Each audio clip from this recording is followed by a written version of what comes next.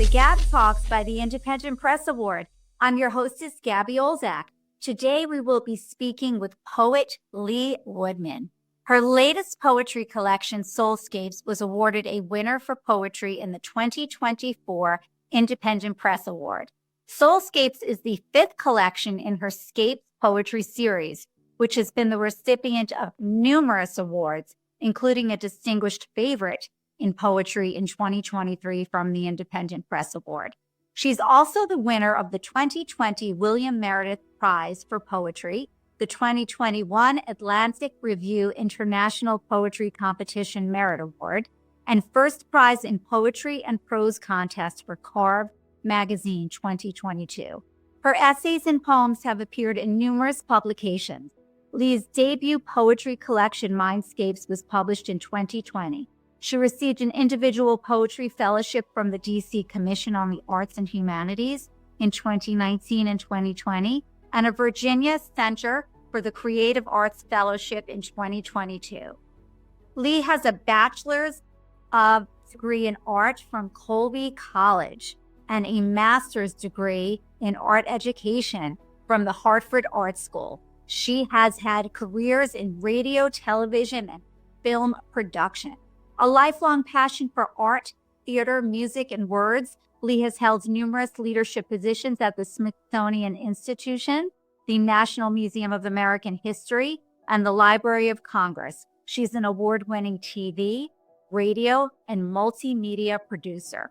As if that weren't enough, Lee also founded Lee Woodman Media, Inc., and launched K-12, Inc., an online education company that now trades on the New York Stock Exchange. Congratulations, Lee, and welcome to the GAB Talks again. I'm so glad to be here. It's wonderful to see you. So much to talk about, but Lee, you're a museum pioneer, an educator, an entrepreneur, a writer, and just a huge presence in art and the literary world. You actually came to poetry at the age of 68, and you said that you almost fell out of your chair when you took your first poetry class. Why did it have such a profound impact on you? I think it had such a profound impact because I was looking for something that combined all of my interests going back to childhood, and that was art, dance, music, and theater. And of course, languages, because I grew up overseas and my first language was French, and then we lived in India. So, those sounds ringing in your ears, you never forget. Of course. I retired from the Smithsonian, and a friend of mine said, why don't you go to the Writers Center and take a memoir class? And I looked at the brochure, and the memoir class looked interesting, but there was a poetry class called Transformation. And I thought, wow, that is the perfect title for where I am in life. And I took the first class there with a woman named Judith Harris, who was phenomenal. And I just started right then and there and have never stopped. Well, we're so glad for that. Can you show it the book? I have it here, but why don't you hold it up a little bit? There we go. Gorgeous cover. So Soulscapes it's rich with human elements.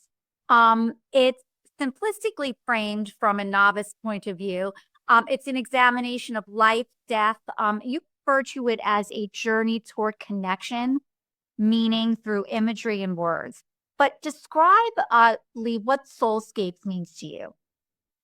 Okay, it means other ways of looking beyond traditional religions. And I did a lot of research into different ways of thinking, and that would include origin stories, spirit animals, tarot, witchcraft, lucid dreaming, past lives, all of which I didn't know much about, but I wanted to know because I had a clear intuition that all these things basically bring people to the same conclusion. They want to think of something bigger than themselves and feel some kind of oneness with the universe. And we all come to it in different ways. For sure. All the poetry that you write in all of these series as well as Soulscapes. It's rich with imagery, human elements, as you said, spirit animals, witchcrafts, goddesses. The poems are enlightening. They're often humorous, poignant, and Lulu gave me goosebumps. Can you read that for us and give us some background on that, Lee? I would love to. Thank you. Really about my father. You know, basically, as he was on the verge of dying, is just within days. And he was a very funny man himself. He loved education. He loved his house on the mountain. He used to leave little notes in the doorways for the raccoons and the deer that were around. So sweet. So anyway, here we go. Philly Lulu. My dad was certainly not a scientist, nor accurate in his animal fact reporting, but he had grace and humor. He used to read me fantasies like Alice in Wonderland and made up his own stories about bats and mice. He probably talked to visiting wildlife in New Hampshire. I know he left notes for squirrels at the back door. Once on a road trip, he asked me, how do deer know they shouldn't cross at the moose crossing? Intrigued when he told me that Philly Lulu birds fly backwards, I was pretty sure he meant hummingbirds, but I Googled Philly Lulu to see what I could find. Nothing at all. So I dug into hummingbirds. Scientists note these are nectar-sipping beauties, whirring from flower to flower with agility and grace. With long beaks like hydraulic pumps, they eat beetles, aphids, and mosquitoes, and love sugar liquid in feeders. They recognize bird lovers who create the treat. Over time, they let these humans come near, even perch on their fingers.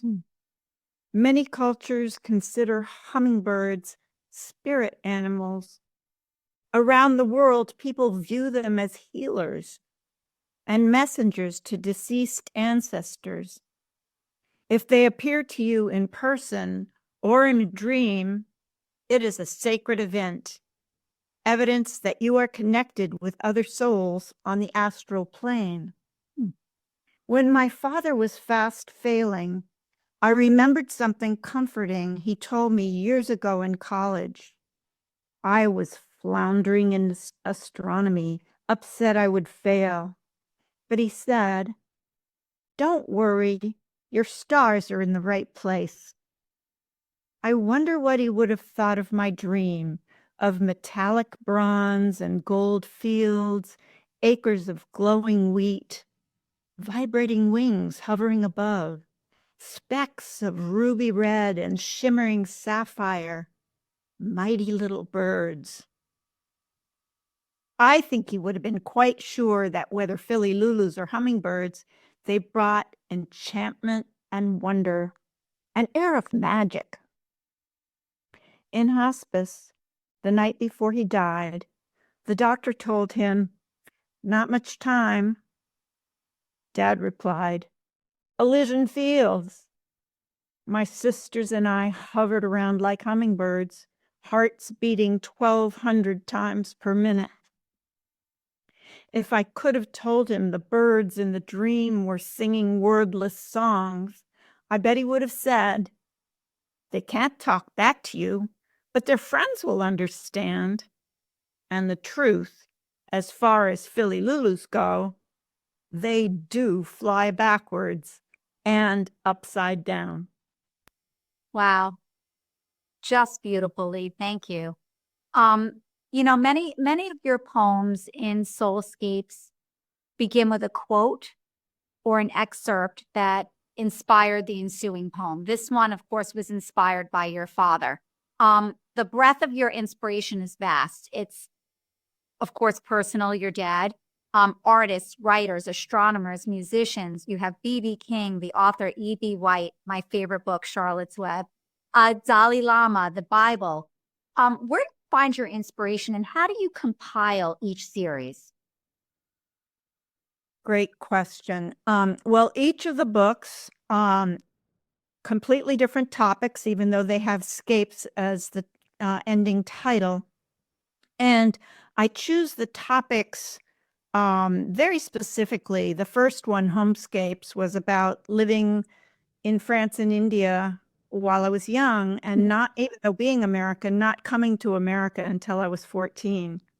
Wow. And that's adapting from India, big city, hot, to New Hampshire, cold, to a small high school of 33 people in my class. So it's Wow. yeah. The Mindscapes one is more about wishes, lies, and dreams from a woman's point of view.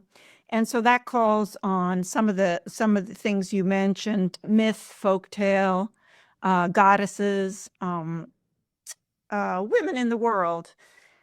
And then what seemed to follow right after that was a book called Lifescapes, because it was a lifescape of going through divorce and separation and COVID. And that whole time was pretty charged because it's kind of funny in a way now looking back, but my husband and I separated in 2019, and the lawyers were going back and forth and finally came to an agreement, which we both signed. And then COVID hit and the courts closed. So we couldn't go to a divorce, and ended up having one of the first Zoom divorces in the city of Washington. Wow. We were all on the television screens, like, what is it called? Hollywood Squares? Yes, yes. Wow.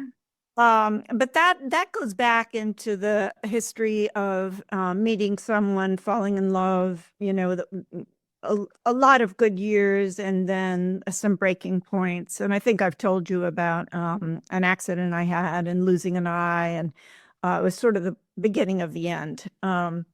But I moved to Rhinebeck for a couple of years during COVID, and I wrote 2 books while I was here because you couldn't go out. There was no vaccines yet. Yeah. So, but for writers, in a way that was life-saving, because I could really, really think about the next topic and the research. And so the next topic was artscapes, ekphrastic poems that go back to my college years. Excuse me. And we spoke about that in our very first interview. Yes. Yeah. Yeah. And I loved doing that book, and I loved working with the publisher, Christine Coate from Shanti Arts. So the last 3 books she is publishing, including Artscapes, Soulscapes, and the next one is Colorscapes, which I can tell you about. We'll circle back to that, because I want to talk a little bit more about your childhood. It was unique and idyllic, really. You grew up in France and India. You moved back to the States permanently when you were 14. And while you were overseas, you were exposed to a myriad of cultures, faith, spirituality, and belief systems. How specifically has that beautiful background influenced your writing? Substantially, because one of the things that you learn by living overseas is how important it is to be a global citizen, and if not learn all the languages you're exposed to pay attention to them, the sound. And then furthermore, the other senses like taste, smell, hearing. Often I was in a situation where I was the only white person, or I was the only stranger, but I became very, very aware of body language. And so I think I have a kind of a very broad intuition about how people move and what they're thinking and what their eyes are saying. That affected me a lot. And then my parents were very adventuresome, and sort of the mix of religion in my family. My father was third generation Unitarian. My Okay. mom is. I married, my first husband was Catholic. My second husband was Jewish. Wow. Wow, you have been exposed. I'm a mutt, but I that was love one of it. the, I wanted to write Soulscapes because I do have an appreciation for all kinds of gods, Hindu gods, Greek gods, thoughts about the universe that go way back, into Native American culture and, often involves sun, moon, animals, water. All of which is in your poetry. You refer to yourself as both a rational skeptic and a believer in things unexplainable by logic. I love that quote. What can we learn to appreciate from Soulscapes, and why is your poetry specifically needed by both skeptics and true believers? Well, I think especially during hard times, during war, during political unrest, during disease, people are looking for ways to think larger, to think outside their own world. And I think poetry, because it has abstraction and because it has hope, often can be dark, but I think it allows people to dream, to hope, to write their own stories. As you read poetry or as you hear poetry in performance, what I've learned and what I think is really true is that listeners and readers are thinking up their own lives and their own stories and essentially are writing their own poems in silence. Do you think poetry is having a moment in our culture right now? I do. I do. Why? And well, we talked about this a little bit before, but I think that music, rap culture, performance art uh, have had a huge effect on young people. And not only are they intrigued by it, they are getting really, really good at um, competing with each other, memorizing lyrics, getting on stage and projecting, and they have messages to tell us. And I think in a way it's like poetry. The lyrics can be very compressed. They have to use words carefully. And then there are wonderful institutions who are still promoting literature and poetry, and like the Poetry Foundation and the Aspen Institute and the Kennedy Center. And we pray that all those places continue. I hope so. You talked about observation. You said you do a lot of staring. You stare at a lot of things. Why is observation so vital, particularly for a poet? Well, just looking at something, whether it's an artwork or a person or a blanket or a bird, there's so many things to discover more than your first glance at it. Is it wide? Is it narrow? Is it dark colors? Is it mixed colors? Does it have a smell? Does it have an attitude? And all of a sudden, you find these phrases and words to scribble down in a notebook. And then you can go and do research and talk to other people. I love to be on the street and just listen to phrases, or in a coffee shop and pick up things that people are saying. Sometimes they are just beautiful metaphors or similes for something, that is very odd from what they're comparing it to. And that makes for good poetry.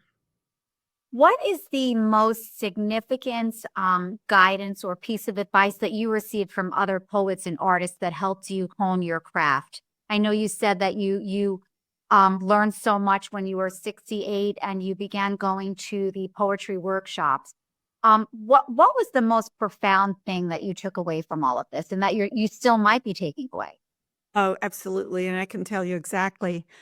First of all, I studied from so many different types of poets, both in Washington, New York, Iowa, California. And that was important because they brought regional consciousness to the table. Mm. Um, but I think the most helpful thing, besides being introduced to the Western canon of poetry and the Eastern canon of poetry, that I was taught to do skeleton poems. And what that means is take poets that you love or poets that you wonder about. I always ask people, what do you notice? What do you wonder? And what sticks with you? What do you remember? And so picking a favorite poem and looking at it, is it free verse? Is it a villanelle? Is it a haiku? And why? What content serves what form? And then figuring out how that poet did that poem. And not using the same words or the same theme, but taking a theme of your own and doing the same syntax, the same number of syllables, the same amount of metaphor, the same amount of colors or people or not people. And your ear starts to tune up in a magnificent way. And then you learn more about how to figure out those puzzles yourself. Of all the, I know you do free verse, and you also do follow other types of poetry. Is there one particular poem in the series of the five beautiful collections that you've penned that resonates the most with you? Ha. That's a tough one because there are so many, but is there one that you just think about, Lee, that really just, wow, it started it all? For Soulscapes? For any of them, all the collections really. Is there one that really stands out for you? If you want to just focus on Soulscape, since that is what we're talking about.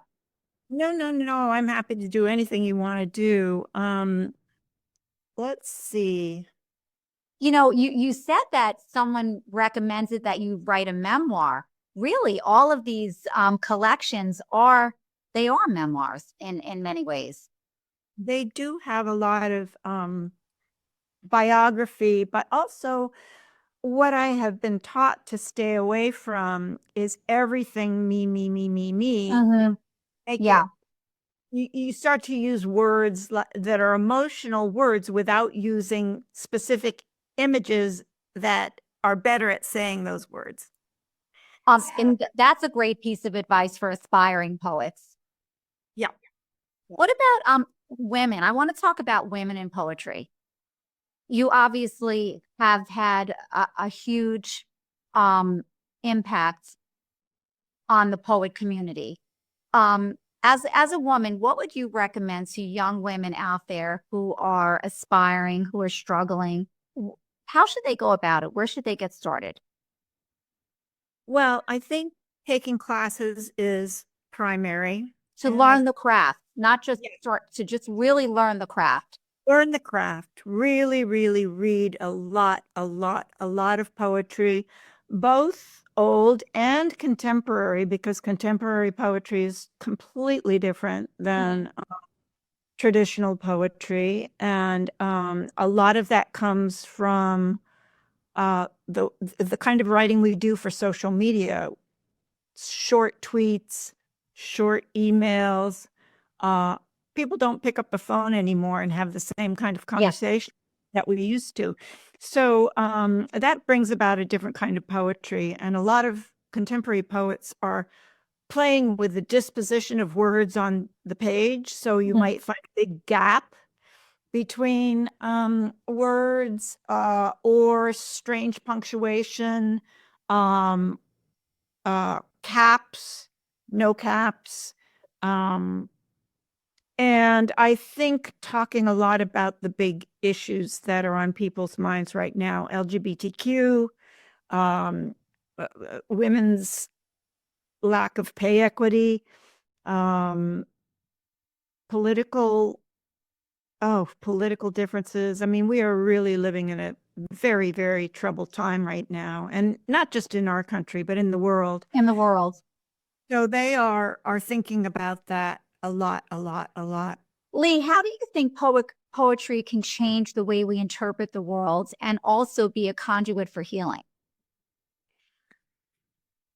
A lot of it is really paying close attention to nature and not feeling like there are humans on this side and trees and plants and animals on this side. We are all in one in the universe. And I think that's so important. In Soulscapes, you do bring all of those elements together. Yeah. And I do have a favorite. It's not about women. It's about an animal. Lovely. About a spirit animal. Let's hear it. So elephants are spirit animals in India, seen as very precious and important. So I will read. And is this from Soulscape? It is. Okay. It's from Soulscapes. I spent a number of days at the zoo and spent time with the zookeepers and the elephants and watched them be fed and watched them be exercised. Again, observation. Again. And then it brought up the bigger universe of what is happening to elephants and what a single elephant may truly feel. Here we go. Elephas Maximus. Matthew, my keeper, thinks he knows me. He reports, unlike most females who gather in groups, I choose to stand by the water hole alone, swaying side to side. Some might say I'm shifting my 5-ton body to be more comfortable, but I know the baby bull inside could take 20 months to emerge, swaying inside me, all 200 pounds of him. Matthew prepares 300 pounds of food a day for me, grass, tree bark, fruits, stems, and hay, bananas and jackfruit. He thinks I'm smart, very smart, recognizing myself in mirrors like dolphins and chimps, recognizing all the keepers who take good care of me, who say that I sway side to side for stimulation. Matthew says the motion keeps me cool and that I'm a good swimmer, seeing that I have a permanent snorkel thanks to my trunk. He invites visitors to guess my age by the telltale pink spots on my trunk and patches on my flapping ears. He's loyal and affectionate, spending hours making me push logs and roll tires for exercise, chopping carrots and sugarcane that I love. Matthew knows that at night I can lie down sideways, but during daytime nap hour can choose to stand, perhaps in a state of readiness to move on. Here is what Matthew cannot know, what I hide inside my brain. Memories of my mother, the matriarch who led us across the savannah, remembering how she taught us to bathe every day, spraying up water until completely clean, then spraying sand all over our hides so no sunburn could reach us, no insects could infest. She showed us how to swat away pests with a hairy loop of her tail. A newcomer to captivity, I retain memories of how I used my sense of smell to find year-old dried dung left by my mother near the grave where her herd buried her, a dart in her side. I sway because I could not pluck the deathly needle from her lumbering body, spray dust in the wound. These are just dreams now, distant visions. I embrace my zoo quarters far from Gujarat with other orphans who could not survive alone.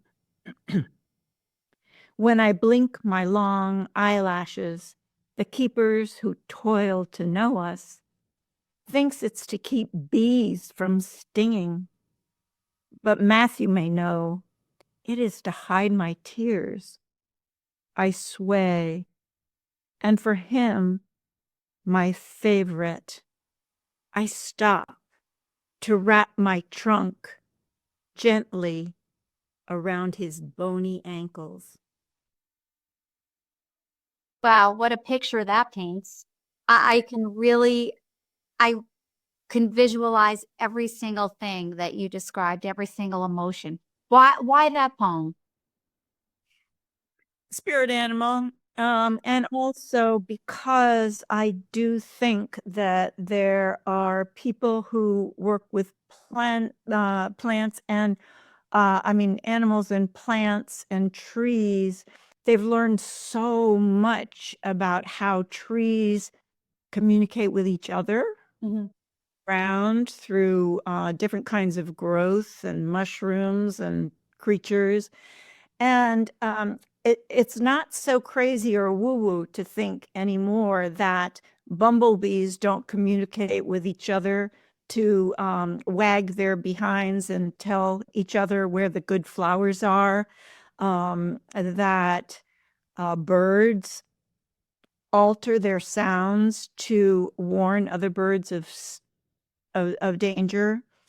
So there are so many things when you learn about the ocean and the tides and the moon and the grass that just they make me feel very humble and also to keep staring. Observation. Lee, you're a museum pioneer. You're a former manager of multimedia and an executive producer at the Smithsonian Institution, just to name a few of your roles, where you did radio and television and you produced a variety of programming. How did these accomplishments help preserve our cultural history? Wow, in such big ways. The people who work in those museums, both Library of Congress and Smithsonian, are such specialists, and they spend lifetimes observing whether it's birds or Asian art or how to conserve a sculpture or astronomy. And oh my gosh, the discovery of the James Webb Telescope and how that has changed our outlook on not only our world, but on the universe and these belong beyond. One of the books at the end of Soulscapes is 100 billion Big Bangs that talk about how little we know on Earth, but how these scientists and artists and anthropologists in museums teach us. And it was such an honor for me to work with them to come up with topics that we thought would be accessible to the general public. And then they want to tell everything about their topic. Of course. And I would have to compress, find the right combination of information to do within the time frame of a radio show or a television show or a film. And in a way that the rest of us who are not specialists in that field can comprehend and really grasp what they're talking about. Absolutely. Not an easy feat at all. And we thank you for that. Oh, thank you. It's amazing. So one single word that encapsulates Lee Woodman and her poetry.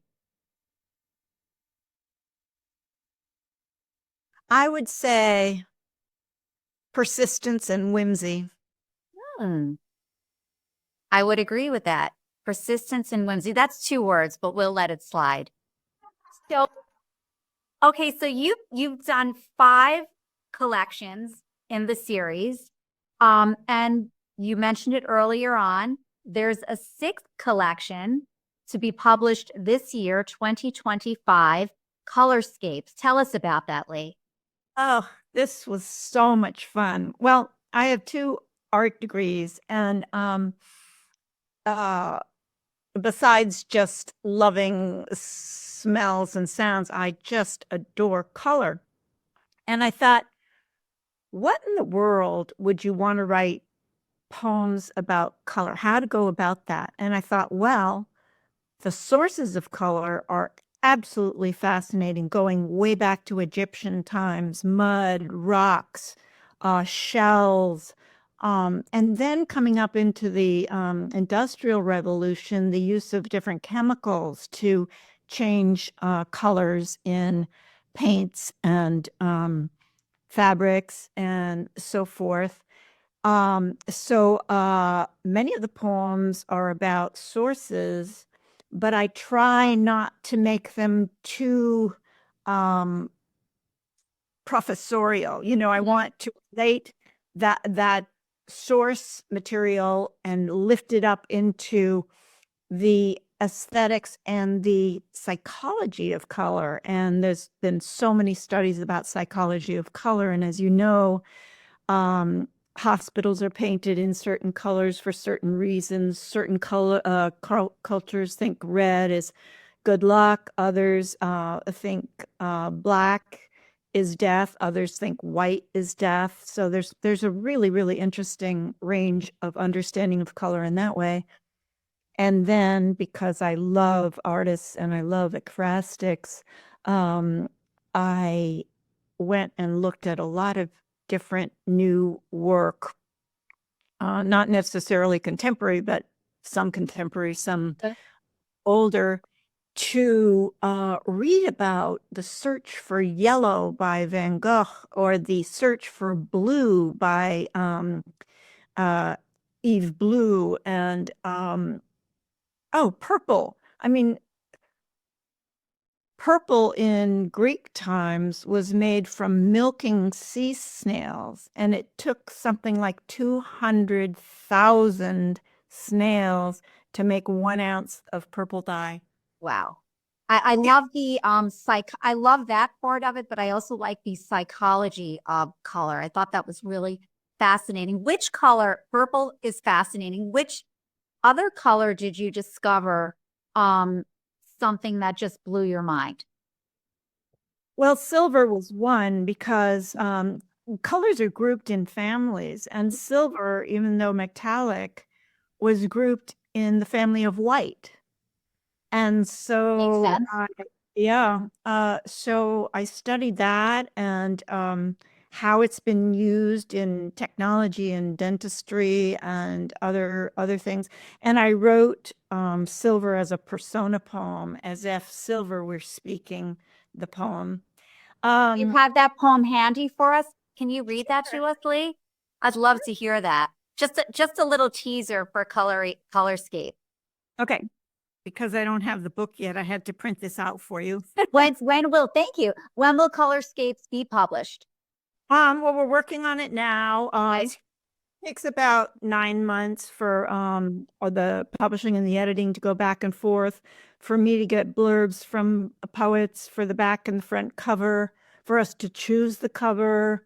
And then there's a whole printing process, getting the ISBN number from the Library of Congress, and starting a marketing plan. And you know how interested I am beyond craft in marketing poetry. A lot of I learned from radio and television. Excuse me, I have a little bit of a sore throat.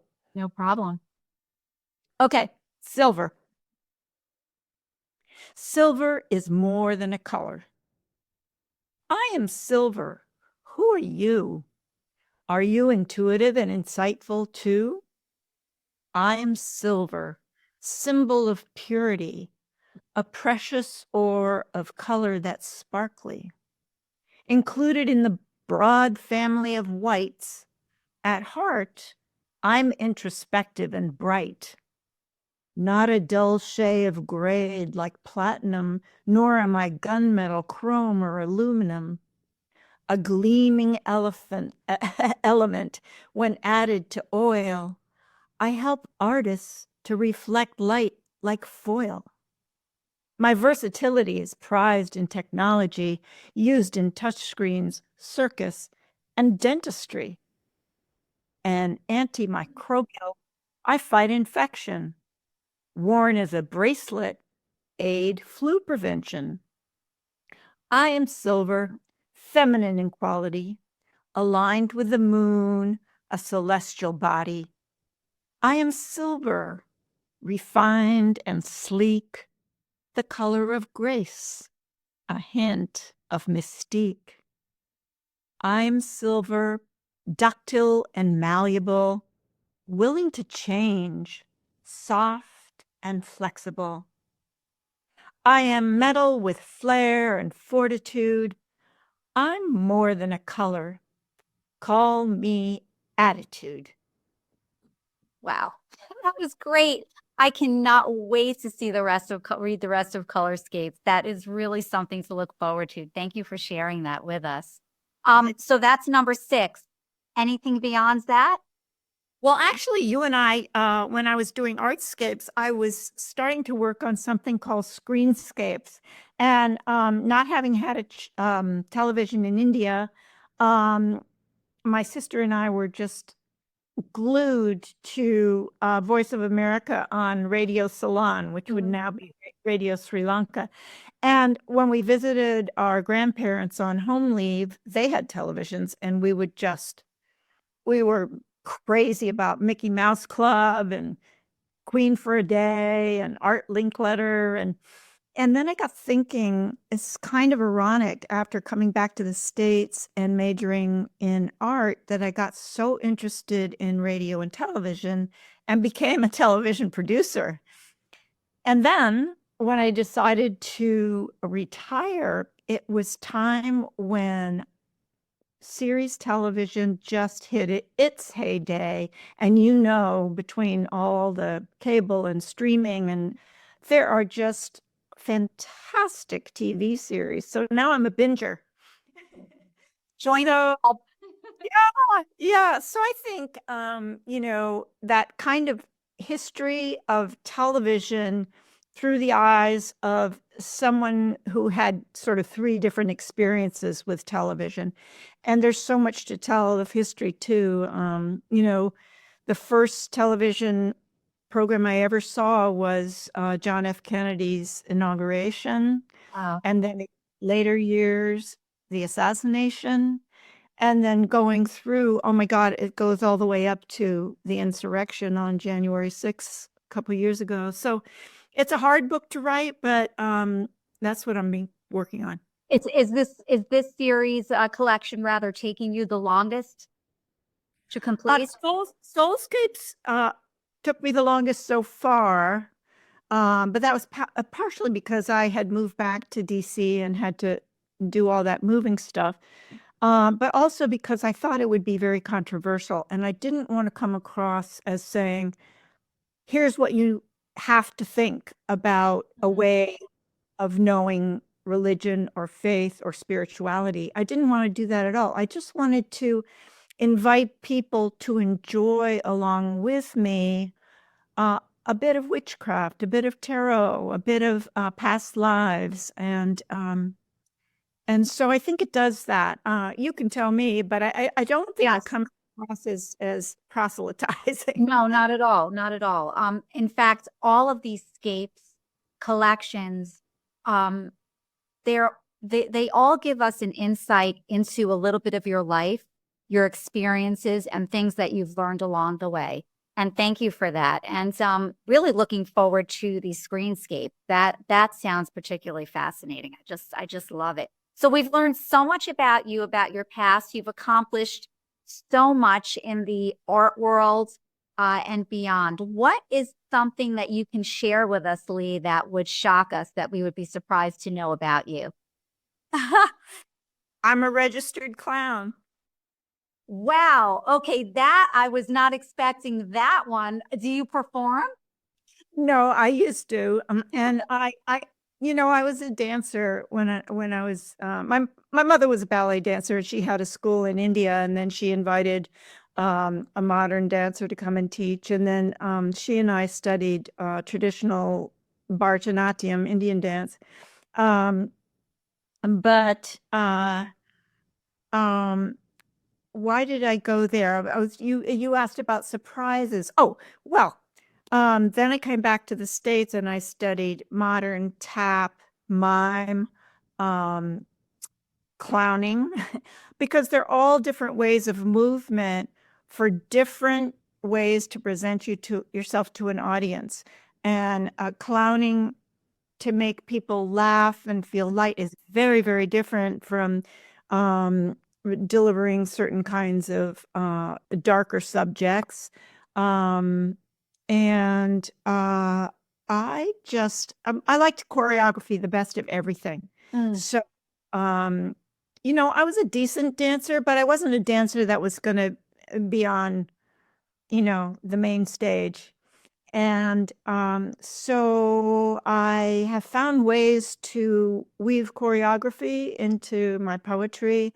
And my dad, most proud of my clowning certificate, because I went to clowning school and I went through months of, learning all the different kinds of clowns and learning how important the costuming is and the faces, and to it's just not willy-nilly. You don't just put on red shoes and a nose and do what you want to do. And I found that historically really interesting too. Well, when you described yourself as persistent, I think that was a very accurate description of you. This was really, really fantastic. In a short sentence, what is your vision and what is your goal for the Scapes series? Well, I want it to reach people. I want it to make them think about their own lives. I want them to feel brave and free. And this is time we need to speak out, and poets and visual artists tend to do that during very, very difficult times. And I think what I'm hearing from readers and people who come to performances is that it is such a relief, and they have an opportunity to think about other things than anxiety and fear, and pass it on. Be part of a good community. Well, thank you so much. This was so wonderful, Lee. Lastly, where can our listeners find out about Lee Woodman and purchase your Scapes collection? Such a generous question, and easy. My website is www.poetleewoodman.com. His everything. It has background. It has a page on each book. It has information where each one can be bought. It has, I've included a lot of radio and video recordings now, because I seem to like to hear and see. And I invite people to join a mailing list in case they want to be on my regular posts, which I do. I don't try to do them too often. I don't do a blog, but I do like to keep people in touch, both on my own guest list and website, but on LinkedIn and Facebook as well. That's wonderful. Thank you. So we will be visiting again in May at Book Camp, where you will be speaking, and we appreciate that. Looking forward to seeing you. It's always a pleasure. I'm delighted. And Gabby, you and Ted are just doing so much for writers and publishers and distributors. So thank you for that. Thank you, Lee. You all make it worthwhile, and we do appreciate all of you and all your hard work. Join us next podcast when we speak with author Michael Dow about his children's educational series, Nurse Lauren. This is your hostess, Gabby Olczak of the GAB Talk. Until next time, keep on reading.